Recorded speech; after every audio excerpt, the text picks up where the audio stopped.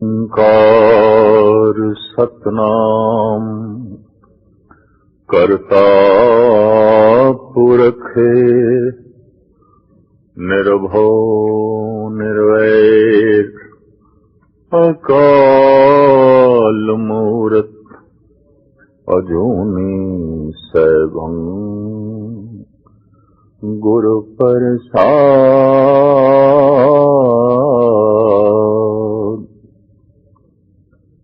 घर ही में अमृत भरपूर है, मन मुखा साध न पाया। ज्यों कस्तूरी मिर्ग न जाने, भ्रम दा भरम भुलाया।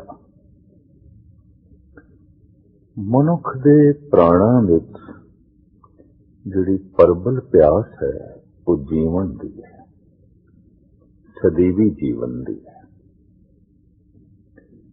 फिर जीवन तो बाद जीवन लई सारियां लोड़ां सारियां मंगां, लेकिन परबल ते प्रथम प्यास जीवन दी है। भय भी केवल मौत दा ही है, और कोई भय नहीं। जिथे भी मनुख भयभीत होवे, समझ लो कुछ न कुछ इसदे खत्म होने वाला है या खत्म होने की संभावना। भय उसे रही है। चाहत लालसा जीवन दी और परबल भय मौत का। जे भारत दे सनातन चिंतन नूं वेखीए, उपनिषदां दे ऋषियां नूं वेखीए, पुराणिक प्रसंगां नूं देखीए, तो जीवन दा दाता विष्णु, मौत दे देण वाला शिव जी। ब्रह्मे ने संसार बनाया, उदा कोई मंदिर नहीं, बन गया संसार सो बन गया, जन्म हो गया सो हो गया। हुण ते लालसा जीवन दी ते भय मौत दा, तो सारे देश विच विष्णु की पूजा, शिव जी की पूजा हिंदू जगत दे। विष्णु नाल लक्ष्मी है, जीवन ते जीवन दियां सारियां लोड़ां दी पूर्ति। पर शिव जी दे गले विच ते फनियर नाग ने, मुर्दियां दी खोपड़ियां दी माला है। शमशान घाट दा शिव जी दा वसेवा है। मौत दा देवता शमशान नाल संबंधित है। जीवन दा देवता लक्ष्मी नाल, पदार्थां नाल संबंधित है। एक प्रतीक है। लालसा परबल जीवन दी है, भय परबल मौत दा है।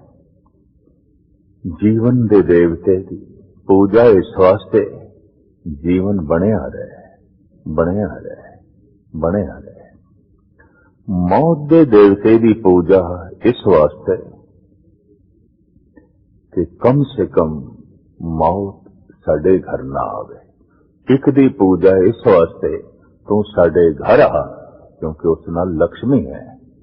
एक दी पूजा इस वास्ते कम से कम तू साडा घर छोड़ दें, क्योंकि तेरे गले विच सप ने, मुर्दियां दी खोपड़ी है, और तेरा वसेबा शमशान दा है। बहुत सुंदर ये प्रतीक चुनिया। मनुख दी कमजोरियां नूं खूब समझिया ते नापिया गया। लालसा जीवन दी है, और भय केवल मौत दा है। मनुष्य कितना जीवना चाहता है, कितनी जीवन दी लालसा है। गुरु नानक देव जी महाराज ने बड़ा सुंदर चित्रण किया है। जे जुग चारे आर जा, होर दसोणी होए। जे किधरे उम्र 4 जुगां दी हो जाए, लखों साल दी हो जाए, तो फिर होर 10 गुणा वध हो जाए, होर 10 गुणी होए। सिर्फ जीवन ही इतना लंबा ना होवे, नवां खंडां विच जाणीए, नाल चले सब कोई। 9 खंड पृथ्वी विच पूजा ते प्रतिष्ठा होवे, प्रतिभाशाली होवे, जानिया जाए, समझिया जाए, पूजिया जाए, सत्कार लई सारे प्रतिष्ठित लोग नाल चलन ते सन्मान देन। महाराज ने मनुख दी इस मंग नूं बड़े सोहणे ढंग नाल समझिया ते बयान कीता है। नवां खंडां विच जाणीए, नाल चले सब कोय, चंगा नाम रखाए के, जस की रथ जग ले। प्राणा दे च होर भी प्यास है, सारे मैनू चंगा चंगा करके आखन, महान आखन, पूजन।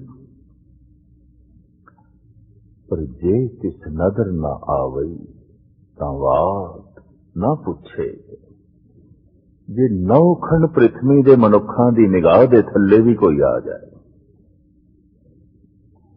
लखां साल दी उसकी आयु हो जाए, जो परमात्मा दी निगाह दे थल्ले नहीं आया, तो कुछ भी नहीं, कुछ भी नहीं, कुछ भी नहीं।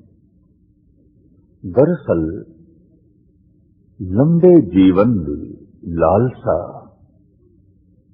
ते भय मौत दा बस इन्हां ही दोहां उलझनां दे मनुख दा जीवन बतीत होंदा है, और बार बार बतीत होंदा है, बार बार जमदा है। जीवन दी लालसा ते मरण दे भय विच एक दिन मर जांदा है, खत्म हो जांदा है। आदि काल तो मनुख दी तलाश रही है अमृत दी, अमृत मृत्यु तो रहे जिस विच मौत नहीं। कोई ऐसी औषधि, कोई ऐसा जल, कोई ऐसी जड़ी बूटी, कोई ऐसी सौगात किधरों प्राप्त होवे जिस नाल मौत ना आवे। अमृत जीवन मृत्यु तो रहित हो जाए, जीवन अमृत हो जाए। हर मनुख जीवन में अमृत बनाना चाहता है, और हर मनुख ही क्यों, मौत ते पशु पक्षियां नूं भी नहीं चाहिए। उन्हां दे अंदर भी भय ते सिर्फ इसे दा ही है। जीवन दी लालसा जीवां दे बड़ी प्रबल दिखाई देती। अमृत दी चाहत, अमृत दी मंग प्रथम मंग है, सिरमौर मंग है, प्रबल मंग है। सतगुरु की बाणी का फरमान, घर ही में अमृत भरपूर है, मन मुखा साध न पाया, ज्यों कस्तूरी मिर्ग न जाने, भ्रमदा भरम भुलाया। वो अमृत दा कुंड इसी जीवन सागर दे अंदर है, और इसी जीवन दा रेड़का पाना पेगा। जप तप द्वारा इसी अमृत दे कुंभ नूं बाहर प्रगट करना पेगा। इस अमृत दे कुंभ नूं कोई प्रगट कर सके, इहदे लई प्रेरणा चाहिए, जिम्मेवारी चाहिए, इसदे लई तड़प चाहिए, इसदे लई साधना चाहिए। तो जैसे असी देखते हैं हैंड पंप नूं जद गेड़न दे नाल पानी ना निकले, उपरों पानी पाते हैं, फिर पानी निकलना आरंभ होता है। आदि काल तो महापुरुष कोशिश करते रहे ने बाहरों अमृत पिलाण दी, ताकि अंदर दा अमृत प्रगट हो जाए, बाहर आ जाए। एक विधि रही है, बाहरों अमृत का संबंध स्थापन करके जीवन दे अंदरों अमृत नूं प्रगट करना, यह साधना धार्मिक जगत दे आदि काल तो चली आ रही है। आबे हयात अमृत, इसकी तलाश आदि काल तो चली आ रही है और यही प्यास मनुख दे प्राणा विच है। वख-वख रहबरी पुरुषां ने अपने ढंग नाल जरूर ऐसा जल जिस विच उन्होंने मंत्र पढ़े, जिस विच उन्होंने अपनी अध्यात्मक तरंगां प्रवेश कीतियां, आबे हयात चरणामृत, इस तरह की प्रथा बहुत लंबे समय तो चली आ रही है। आबे जमजम कह दईए या चरणामृत कह दईए, इसे बहुत पुराने समय तो चले आ रहे हैं। कहने जप तप का असर पानी से बहुत ज्यादा पींदा है। पानी सारियां दी प्यास बुझांदा है, पीण दे काम आउंदा है, लेकिन पानी वाइब्रेशन नूं, अध्यात्मक तरंगां नूं खुद पी जांदा है। ऐसा बहुत लंबे समय तो जपीश्वर अध्यात्मी लोगों की समझ दे पकड़ विच आया। फिर यह भी देखा गया कि जिस मनुख का जीवन अमृतमयी हो गया है, वो जिथे कदम रखता है वो धूड़ भी अकसीर हो जाती है, वो चरण धूड़ भी महान हो जाती है, उससे भी असर पैंदा है। भारत विच चरणामृत की रस्म बहुत पुरानी, बहुत पुरानी। सनातनी मंदिरां विच ते प्रसाद भी चरणामृत, चरण अमृत, चरणां दा धोता होया जल, किहड़े चरणां दा जो जीवन अमृतमयी हो गया, उसके पैर अमृतमयी ने, उसके हथ अमृतमयी ने। क्यों कि उसका जीवन अमृतमयी है, उसकी सोचनी अमृतमयी है, उसकी दृष्टि अमृतमयी है, उसके बचन अमृतमयी ने। इस वास्ते उसके बचनां दियां लहरां जल नूं छू जान तो जल अमृतमयी है, और वो जल किधरे अमृतमयी वन हो गया, उसके चरणां नूं छू जान तो वो जल चरण अमृत है, चरणामृत है, चरण अमृत। तो बहुत पुराने समय तो चरणामृत की प्रथा भारत विच प्रचलित थी और अजे भी सनातन जगत विच है। गुरु घर विच भी यही प्रथा सी। चरण धोए रह रास कर, चरणामृत सिखां पिलाया। भाई साहब भाई गुरदास जी ऐसा बयान करते हैं। सिखी का दायरा वधन लग पिया तो चरणामृत देने वाले कुछ होर प्रतिष्ठित लोग लभने सन। तो धर्म गुरु अमरदास जी महाराज ने 22 मंजियां बख्शिश कीतियां। मंजी नूं छोटे तख्त नूं परशियन विच मसनद कहंदे ने ते मसनद दा ही पंजाबी उच्चारण हो गया मसंद। 22 मसंदां दी प्रथा धन गुरु अमरदास जी महाराज ने चलाई। इन्हां विच 3 बीबियां सन, 19 पुरुष सन।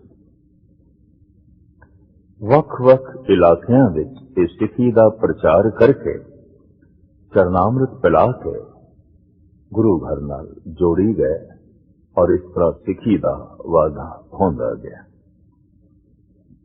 मनुख की कमजोरी सहजे सहजे इन्हां मसंदां दा कुछ जप तप घटिया, क्योंकि बाहरों पूजा प्रतिष्ठा वधी, अंदरों जप तप घटता गया। ये कोई विरला ही है कि जितनी पूजा प्रतिष्ठा वधे, धन संपदा वधे, उतना ही उसके हिरदे विच धर्म वधे, जप तप वधे, बंदगी वधे, ताकि संतुलन कायम रहे। ऐसा अक्सर घट होता है। जैसे धन वधदा है, धर्म घटता है। जैसे बाहर दे सुख वधदे ने, अंदरूनी सुखां नाल सहजे सहजे मनुख संबंध तोड़ता है। मसंदा ने भी ऐसा ही किया। धन दे घर दे अंबार लग गए, पूजा प्रतिष्ठा 4 कुंटां च होण लग पई।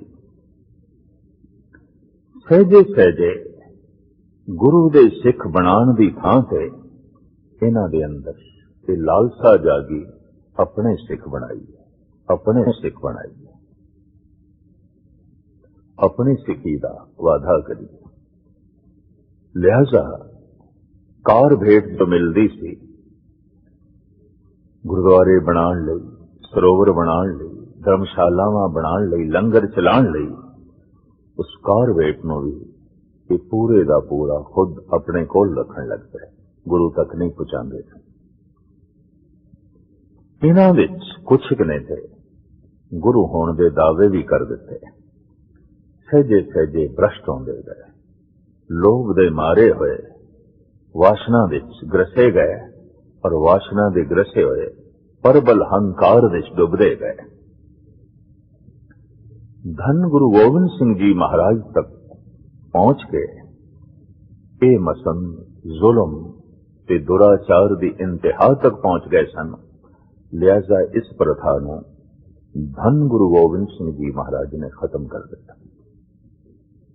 आखिया नहीं, कल्ला मनुख चाहे रसक है, अनुभवी है, ज्ञानी है, कई दफा हो सकता उसका हाथमा कमजोर होवे और वो पूजा प्रतिष्ठा नूं हजम ना कर सके, बाहर दी धन संपदा नूं हजम ना कर सके।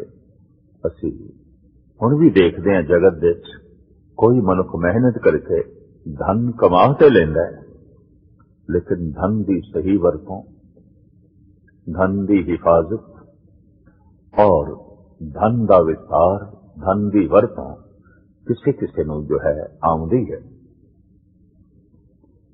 अध्यात्मक आनंद थोड़ा बहुत प्राप्त करके जब ये मसंद चोटी दे धनाढ़ हो गए, हंकारी हो गए, दुराचारी हो गए, अत्यंत लोभी हो गए, तो धन गुरु गोबिंद सिंह जी महाराज ने ये प्रथा चरनामृत की थां ते खंडे बाटे दा अमृत और बाणी दा अमृत ये प्रचलित आपने कीता, और ये अधिकार एक नूं नहीं पंजां नूं दिता। पंज आइंदा अमृत छकाया करनगे। किहड़े पंज? जो गुरु नूं प्यारे ने ते जिन्हां दे अंदर गुरु दा प्यार है, रोम रोम विच गुरु दा प्यार है। ऐसे पंज जो गुरु नूं प्यारे ने ते गुरु दा प्यार जिन्हां दे अंदर है, वो वारी वारी पंज बाणियां पढ़न। जपजी साहब, जाप साहब, सवैया, चौपई ते आनंद साहब। पंज अपनी दृष्टि नूं बाटे दे जो पानी है उस दे च रखन, ताकि हिरदे नूं जोड़ के पढ़ी हुई ये बाणी दृष्टि दे राही उस बाणी दा पानी दे प्रवेश करन, ताकि वो पानी पानी ना रहे, वो पानी अमृत बन जाए।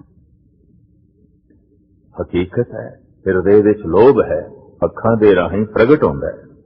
हिरदे दे च वासना है, अखां दे राही प्रगट होंदा है। हिरदे दे च प्रबल हंकार है, अखां राही प्रगट होंदा है। पर हिरदे दे च वसी हुई बाणी होवे तो ये बाणी दा अमृत अखां दे राही बाहर प्रगट होंदा है, और उस अख नूं अगर एक टिक पानी दे च रखिया जाए तो बाणी दा वो अमृत अखां दे राही पानी दे च प्रवेश कर जाता है। इस तरह पंज प्यारे पंज बाणियां नूं पढ़ के अमृत नूं गुर विधि अनुसार तैयार करते हैं। ये प्रथा धन गुरु गोबिंद सिंह जी महाराज ने चलाई। विच खंडा नाल फेरी जाना। खंडा शक्ति का प्रतीक है। जिस शक्ति तो ही सारा संसार पैदा होया। खंडा प्रथमे साज के जिन सब संसार उपाया, ब्रह्मा विष्णु महेश साज, उत्पत्ति दा खेल रचाए बनाया। धन गुरु गोबिंद सिंह जी महाराज दे बोल, ये सब कुछ पसारा खंडे तो होया, शक्ति तो होया। खंडा शक्ति का प्रतीक, उसे तो बाणी आई है, उसे तो संसार आया है, उसे तो अमृत आया है। इस तरह बाणी दे राही पानी दे शक्ति का प्रवेश, परमात्मा का प्रवेश, उसके रस का प्रवेश। पंज प्यारे फिर अगां चल के इसनूं छकांदे ने जो अभिलाषी ने, जिन्हां दे अंदर अमृत की तड़प पैदा हुई है। कि इस तरह है जिवें किसी बच्चे ने स्कूल विच दाखला लेना है तो उसनूं स्कूल की यूनीफॉर्म पहननी पैंदी है, दाखला लेना पैंदा है, एडमिशन फीस भी देनी पैंदी है, दाखला फीस भी देना पैंदा है। शुरुआत विच धन गुरु गोबिंद सिंह जी महाराज ने फीस सीस दी मंगी सी, सिर दे। विसाखी वाले दिन खुशकिस्मती सहजे सहजे पंज तैयार हो गए कि फीस देन। तो ये सीस, हे गुरुदेव, जिस दिन थोड़े चरना ते रखिया सी, असी उस दिन का ही समझ लिया सी थोड़ा है, थोड़ा है, थोड़ा है। इस तो बाद जब पंज प्यारियां ने यह प्रथा चलाई धन गुरु गोबिंद सिंह जी महाराज के हुक्म के मुताबिक, इत्थे ही भाव ओही रखना है सीस गुरु का। इस वास्ते जब सीस गुरु का है तो सीस गुरु वर्गा हो, इस विच सोचनी परमात्मा की, इहदा स्वरूप गुरु वर्गा। इस तरह गुरु घर दे चरनामत की थां ते खंडे बाटे दी अमृत की जो है प्रथा चली और ये धन गुरु गोबिंद सिंह जी महाराज ने जो है चलाई। लेकिन जदों आपने ये प्रथा तैयार की थी तो देखना भी चाया कि वाकई ये हुण सिंह अगे सिंह सजा सकणगे, अमृत छका सकणगे। तो जैसे एक उस्ताद बच्चों नूं पढ़ाउण लई खुद पढ़दा है, पहले खुद पहाड़े पढ़दा है, नाल बच्चों नूं पढ़ाई जांदा है। फिर ऐसा है बच्चों नूं कहंदा है हुण तुसीं सुणाओ, मैं सुनना। पहले आप वक्ता हुंदा है, बच्चे श्रोता हुंदे ने, फिर बच्चे वक्ता बनते हैं, उस्ताद श्रोता बनता है कि देखण लई कि वाकई बच्चा निपुण हो गया। छकाया पहले अमृतमयी गुरु गोबिंद सिंह जी महाराज ने अमृत, और इस तरह पंज प्यारे तैयार किए। फिर देखना चाया वाकई ये प्यार नाल भर गए ने, ये महान हो गए ने, और जो कार्य मैं चाहना इसनूं वे कर सकणगे। तो आखिया हुण मैनूं अमृत छकाओ, तुसीं मैनूं सीस भेंट कीता सी, मैं सरबंस भेंट करांगा, मैं सब कुछ भेंट करांगा। मोह ग्रह में मन ते तन ते धन लो सिर है, सब ही इन ही को। मेरे घर विच मन करके तन करके धन करके जो कुछ भी है सब कुछ थोड़ा, सब कुछ थोड़ा। और जब पंजा ने अमृत छकाया है, गुरु गोबिंद सिंह जी महाराज की मंग बड़े सुंदर बोल ने ग्रंथ दे, सतगुर इन्हां पंजां कोल अमृत दी दात मंगदे ने। पंजां नूं साफ कहंदे ने, सिख सो रहत पंच जो मिले, मम स्वरूप सो जानो भले, सिख पंचों में मेरो वासा, पूरन करो धरो जय आसा।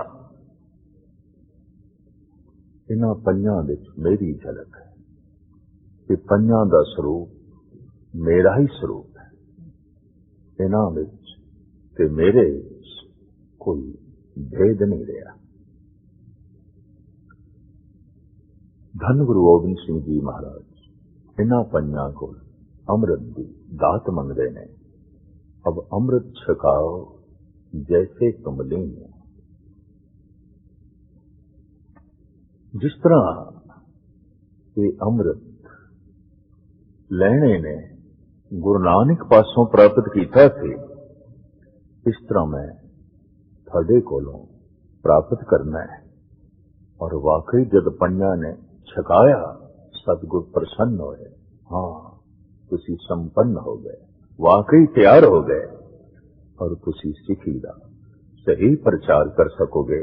वाकई जो गुरु नूं प्यारे ने कि गुरु दा प्यार जिन्हां दे रोम रोम दे है, वही अमृत छका सकते हैं और वही विधि पूर्वक गुरु नाल जो है जोड़ सकते हैं। धन गुरु गोबिंद सिंह जी महाराज की जिस ते बख्शिश है, प्यार नाल भरिया होया हिरदा है, वो गुरु दा प्यारा है।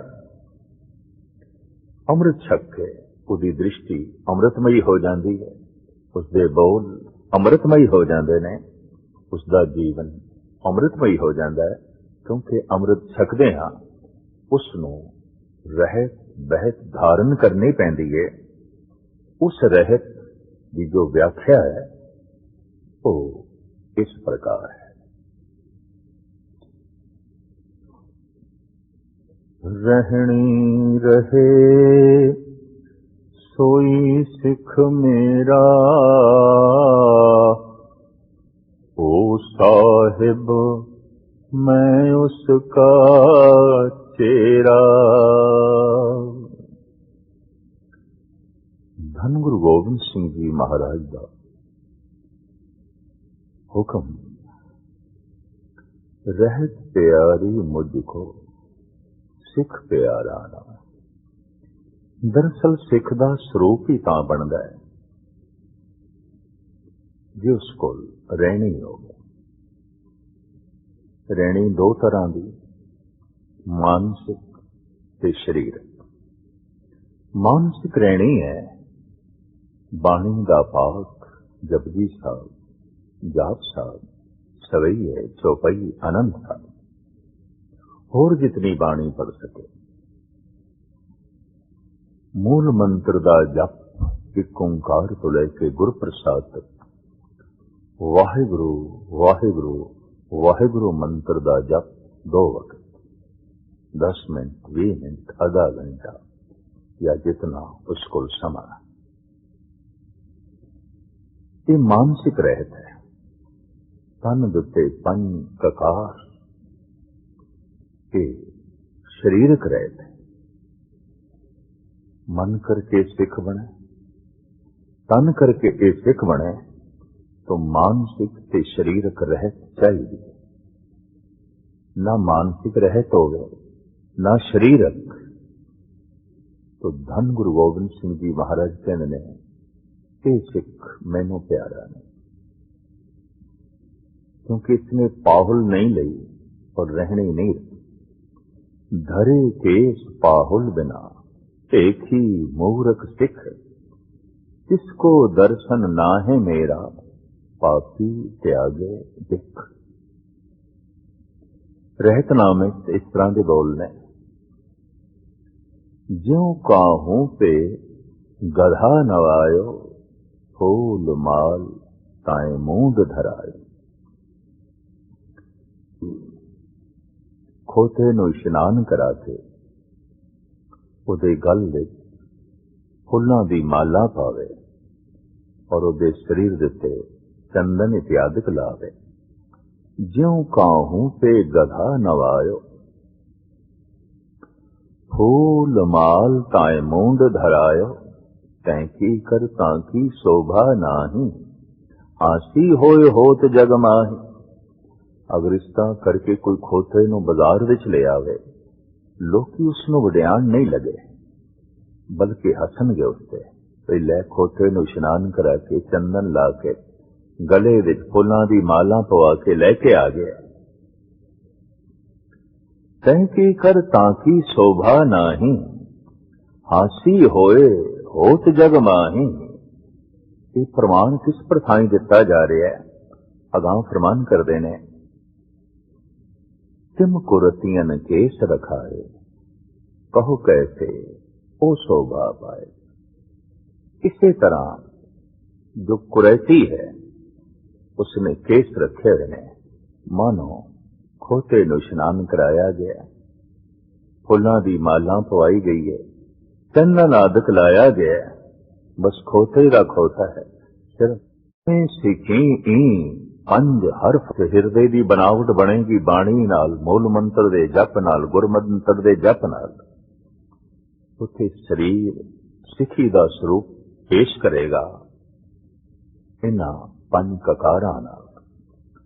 कक्का के इस दी आवाज जो पर्शियन उर्दू के अल्फाज विच है, अल्फाबेट विच उसनूं कहंदे ने काफ।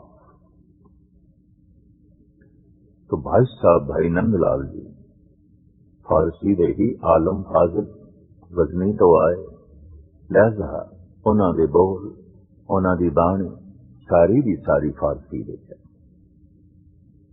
आप फरमान करदे ने, निशाने सिखी पंज हरफ काफ। सिखी दियां पंज निशानियां पंज काफ दे हरफां दे बंद ने। निशाने सिखी पंज हरफ काफ, के हरगिज ना बाशद पंज माफ। इन्हां पंजां दे चों एक भी निशानी नहीं। सिख हरगिज माफी दा ख्वाहिशगार नहीं बन सकता, उसनूं माफ नहीं किया जा सकता। केड़ियां पंज निशानियां? कड़ा कार दो काछ कंगा बिना, बिना केस हेत अति जुमला निशा। कड़ा कार दो कृपान, काच कछहरा, कंगा बिना, बिना केस हेत अति जुमला निशा। पर केसां तो बिना बाकी चार निशानियां परवान नहीं। जैसे लाड़े तो बिना बरात नहीं शोभा पांदी, केसां तो बिना कड़ा कछहरा कंगा कड़ा ये शोभा नहीं पांदा। इन्हां दी शोभा, कृपान दी शोभा, कड़े दी शोभा, कछहरे दी शोभा, कंगे दी शोभा केसां करके, केस मूल ने। क्योंकि राजे परीक्षित तो साडे देश दे केसां दा मुंडन आम चल पिया सी। भावें सब तो प्रथम उसने केसां दा मुंडन उन्हां ब्राह्मण, जिन्हां ब्राह्मणां ने राजे जनमेजे दी महाराणी दी हस के बेपति की थी। वो किधरे जोर दी हवा नाल नगन होई ते सारे दे सारे हस पए। जनमेजे ने इन्हां दे सिर मुन दिते, कुछ कतल कीते, बुथेरियां दे सिर मुने।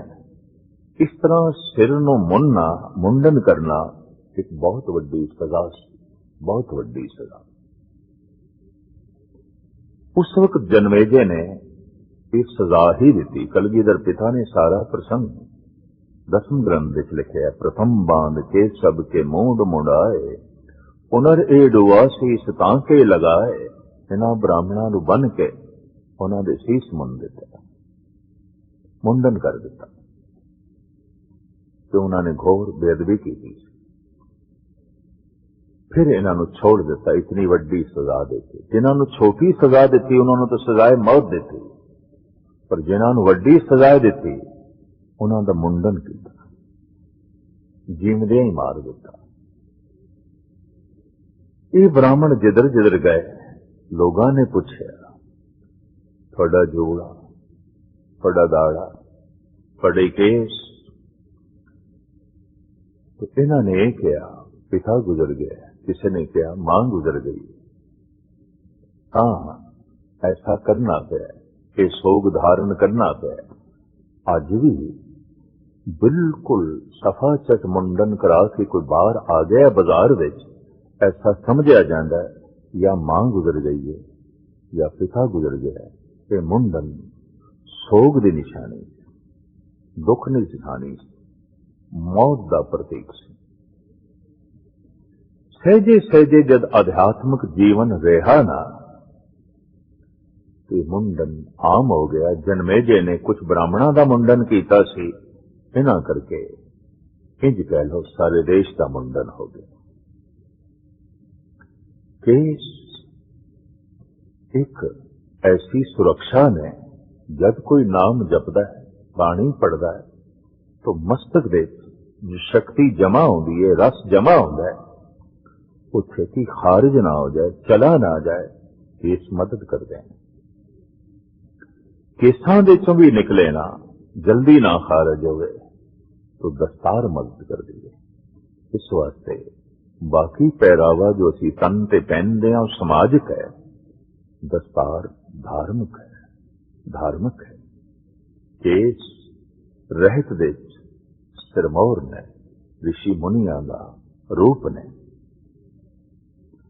मुखड़े का दाड़ा प्रकृति का दिता होया पुरुष नूं श्रृंगार है।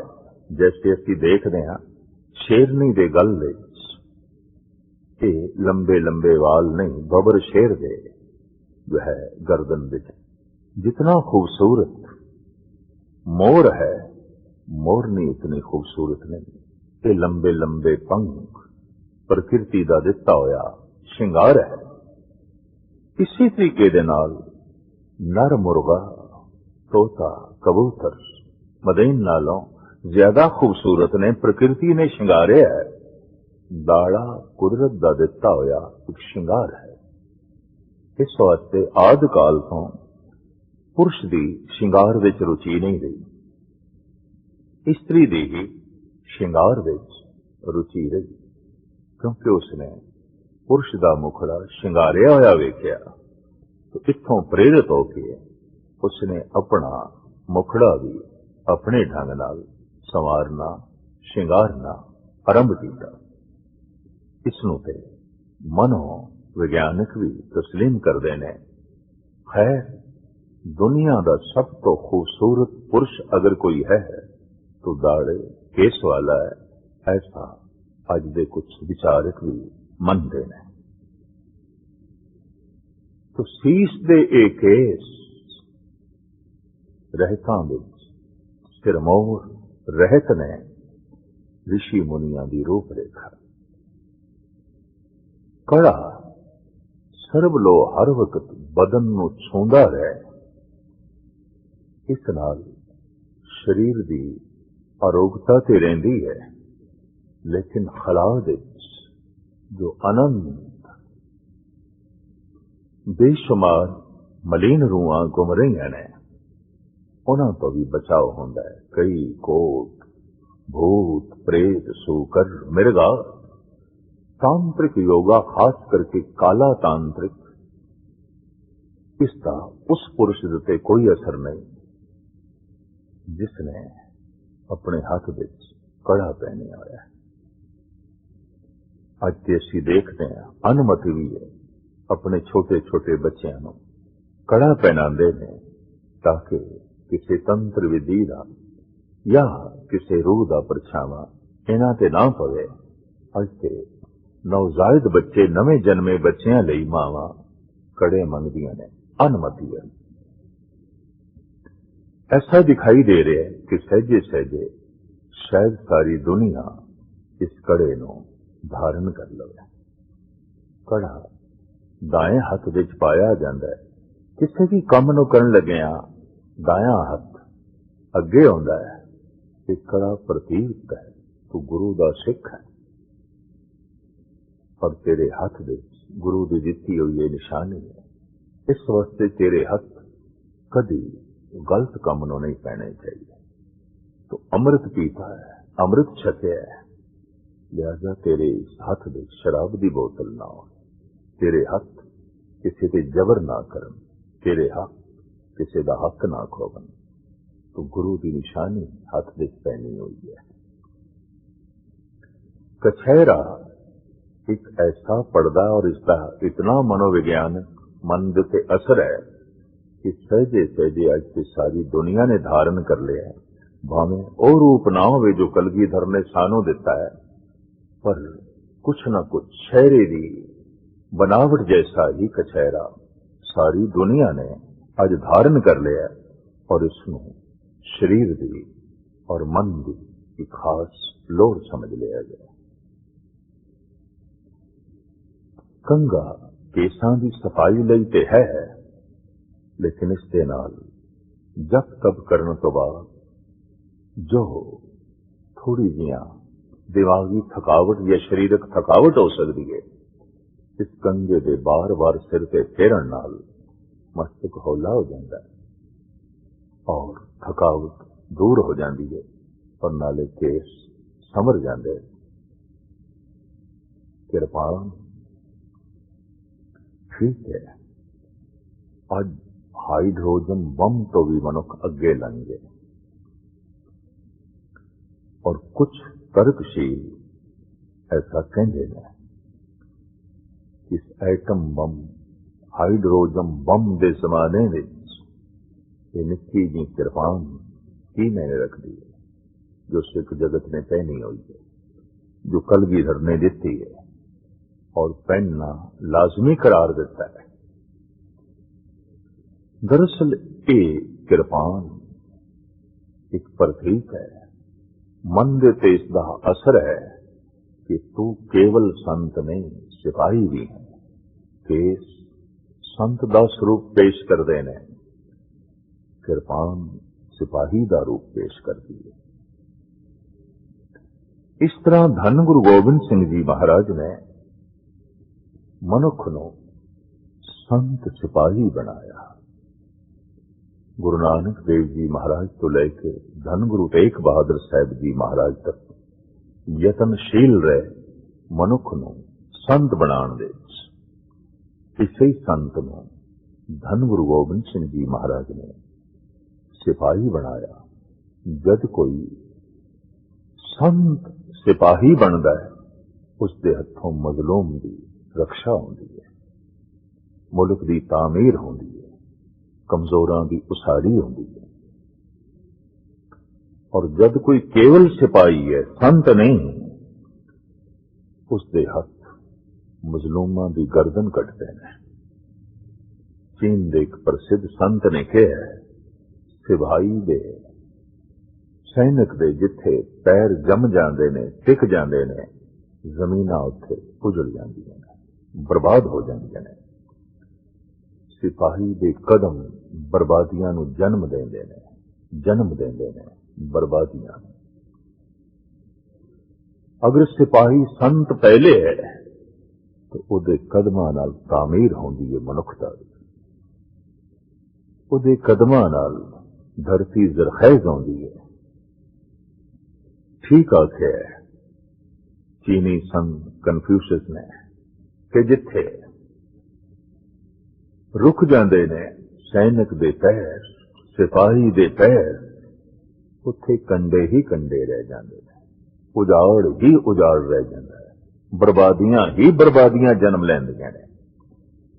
पर जिथे वो सिपाही जो संत पहले है, उहदे कदमां दे राही तामीर होंदी है, उहदे हत्थां दे राही उसारी होंदी है और धरती हरी भरी होंदी है। मनुख नूं इंसाफ मिलता है, कमजोर की रक्षा होंदी है और जालिम दे पैर रुकते हैं। तो इस तरह धन गुरु गोबिंद सिंह जी महाराज ने संत नूं सिपाही बनाया और सिपाही का प्रतीक है शस्त्र। तो शस्त्र पहना दिता। किरपान इस वास्ते पहननी है कि इस छोटी जी किरपान नाल कोई मैदानी जंग दे लड़ना नहीं, पर ये छोटी ਜਿਹੀ ਕਿਰਪਾਨ ਅਹਿਸਾਸ ਕਰਾਂਦੀ ਰਹੇ ਕਿ ਅਸੀਂ ਸਿਪਾਹੀ ਹਾਂ ਔਰ ਇਸ ਤਰ੍ਹਾਂ ਦਾ ਅੰਦਰ ਵੀਰ ਰਸ ਬਣਿਆ ਰਹੇ तो फिर मनुख अपनी भी रक्षा कर सकता है, कौम की भी रक्षा कर सकता है, देश की भी रक्षा कर सकता है और किसी तरह का भी कोई हथियार होवे उस नाल रक्षा करेगा। लेकिन सिपाही होने का भाव ते बनिया रहे, अंदर वीर रस ते बनिया रहे, वो ते तां ही हो सकता है कि हर वक्त मनुख ने कोई शस्त्र पहने होवे। तो इस तरह किरपान पहनने की, धारण करने की सानू ताकीद की गई। भाई साहब भाई नंद लाल कहने निशान है सीखी पंज हरफ काफ कि हर गिजना बाशद ई पंज माफ कड़ाकार दो का चकंगा बिना बिना केस हेच अस्त ई जुमला निशान। अज दे साइंस युग दे विज्ञानक युग दे तरक खड़ी होंदी है कि नाखून कटदे हो ये भी प्राकृतिक ने की होया अगर केस कटे जा रहे हैं, की होया अगर केसां दा मुंडन है, आखिर नाखूनां दा भी तो मुंडन करदे ही हैं। नाखूनां दा वो हिस्सा कटिया जाता है जो मुर्दा ने मर चुके ने, जिवें घर विच गया चलाना कर गया तो मुर्दे नूं घर विच नहीं रखते और घर विच रखांगे तो बदबू, घर विच रखांगे तो गलाजत, घर विच रखांगे तो सारा घर मरगट बनेगा। इस वास्ते मुर्दे नूं मरगट घाट ले जाते हैं और जला के खाक कर दें। नाखून जो मुर्दा हो जाते ने मैल नाल भर जाते हैं और बीमारियां दे वो जन्मदाते बनते हैं। जिंदा नाखून हो जो मांस के नाल जुड़े हुए है, जिंदा है, उसनू कटांगे तो खून निकलेगा, उसनू कटांगे तो पीड़ होगी। और जो अगे बढ़ चुके हैं मैल नाल भर गए इते मुर्दा है। इस नाखून नू कटना मैल नू कटना है, परे सुटना है। प्रकृति ने जब उसनू खत्म कर दिता है, मुर्दा कर दिता है, तो मुर्दा तो शरीर तो अंग तो एक पासे करना पड़ेगा, जैसे घर दे वेड़े तो मुर्दे में एक पासे करते हैं। हाँ केस भी कुछ मरदे हैं, पर सानू किस तरह पता चलेगा केड़े केस मुर्दा हो चुके हैं, दाड़े दे केड़े वाल मुर्दा हो चुके हैं, सिर दे केड़े केस मुर्दा हो चुके हैं। कि साडे हत्थां नूं नहीं पता चलता कि कंगे नूं पता चलता। जैसे जैसे असीं कंगा फेरदे हां मुर्दा केस झड़ जाते हैं, निकल जाते हैं। जैसे नाखून रोज वधदे ने रोज नवे केस पैदा होंदे ने और पुराने झड़दे ने।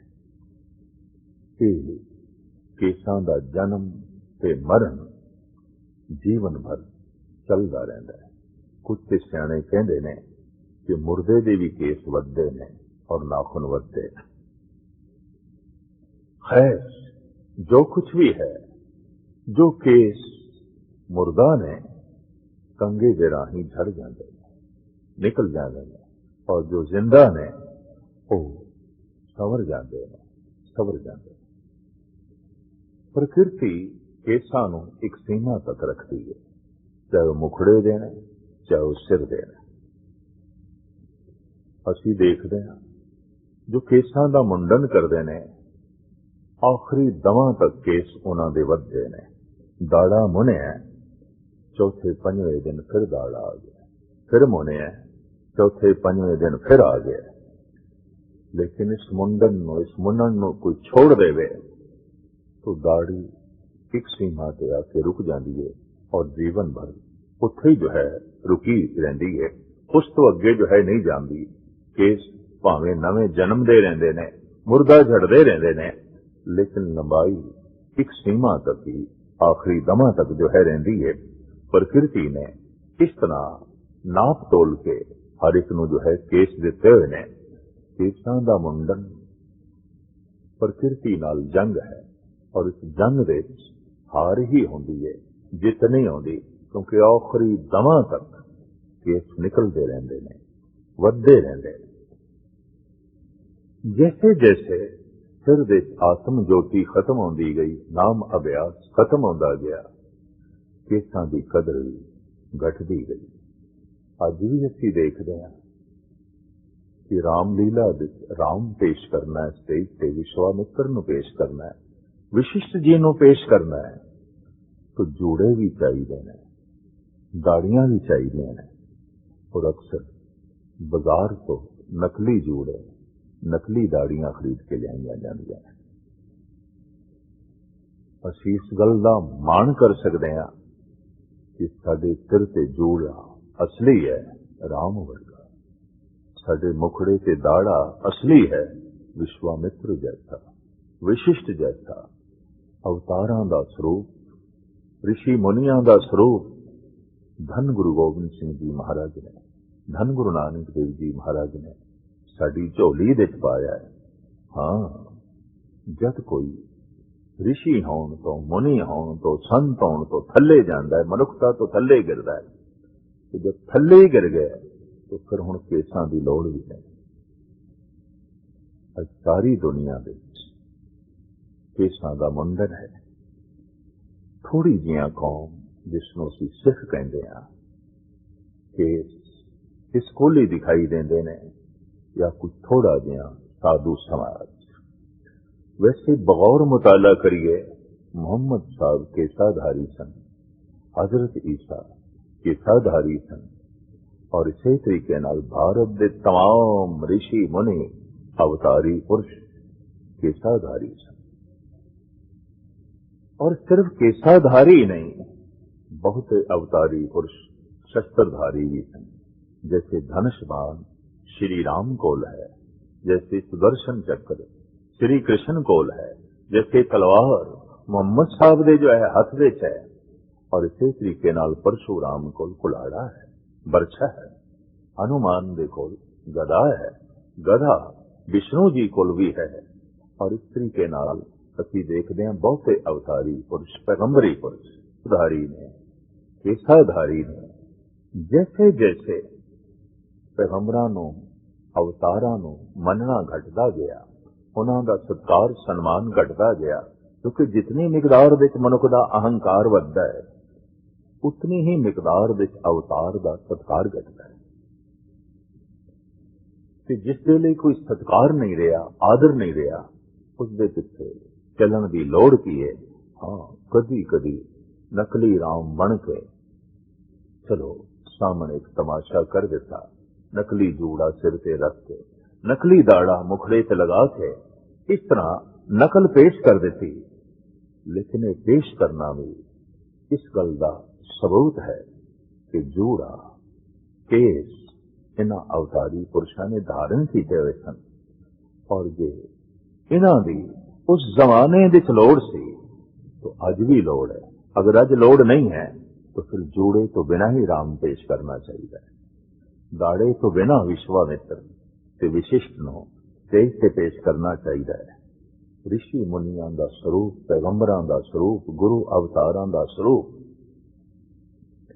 धन गुरु गोबिंद सिंह जी महाराज ने सानू प्रदान किया, और प्रदान करके साफ आग देता, खालसा मेरो रूप है खास, खालसे मैं हूं करो निवास। जिवें चंगी औलाद मां बाप दे नाम नू रोशन कर दी है, तिवें धन गुरु गोबिंद सिंह जी महाराज कहने, ऐ खालसा तेरा जीवन इतना उच्चा है और तू ऐसा संत स्वरूप बने है, तू मैनू चार चंद ला दिते ने, तू मैनू सजा दिता है।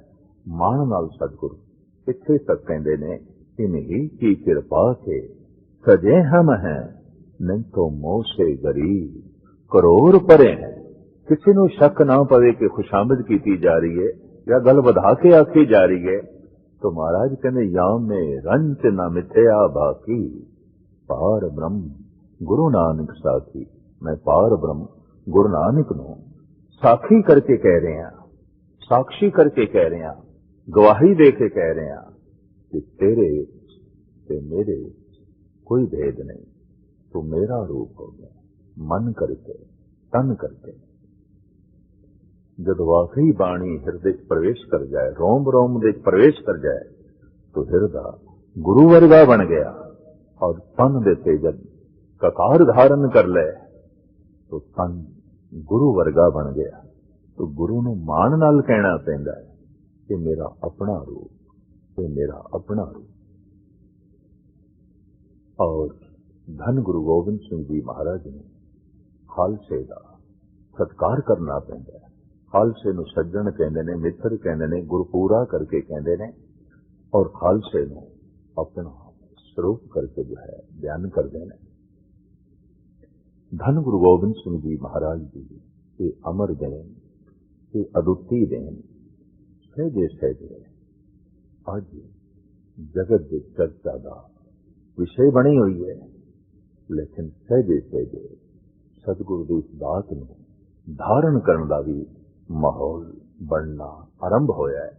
और एक दिन जरूर ऐसा आएगा कि धन गुरु गोबिंद सिंह जी महाराज की इस देन नूं अमर देन समझ के, प्रकृति की देन समझ के, परमात्मा की देन समझ के हर मनुष्य कबूल करेगा, अपनाएगा। अरदास है उस परिपूर्ण परमात्मा के चरना कि धन गुरु गोबिंद सिंह जी महाराज की ये दास, गुरु नानक की ये बख्शिश झोली दे संभाल के रख सकिए, ताकि गुरु नानक धन गुरु गोबिंद सिंह जी महाराज साडे ते मान कर सकन और मान नाल कह सकन, खालसा मेरो रूप है खास, खालसे मैं हूं करो निवास। मैं खालसे दे चना, खालसा मेरे विच है। हुण कोई भेद नहीं रहा, और रंचक मात्र भी भेद नहीं रहा। याने रंच न मिथया भाखी, पार ब्रह्म गुरु नानक सा।